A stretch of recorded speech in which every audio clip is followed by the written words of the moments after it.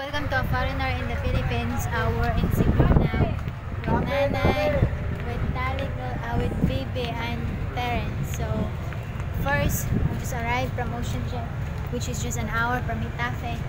And then we're gonna go straight to the hospital for Nanay's check-up for urologist, because it's an advice from the doctor when she's admitted regarding her kidney problems that cause her high blood pressure.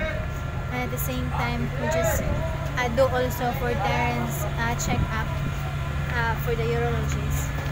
Yeah, so it's Nanay. Kanas ara ka nag-aring Cebu, Nanay? Kanas ara ka ni-ari?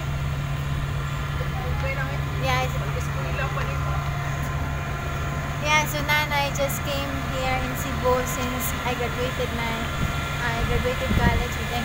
Yeah, so it's been possible. It's almost 7 or 6 years. So now, and it's also their first time. It's Nanay's first time to be in a hotel. Yeah.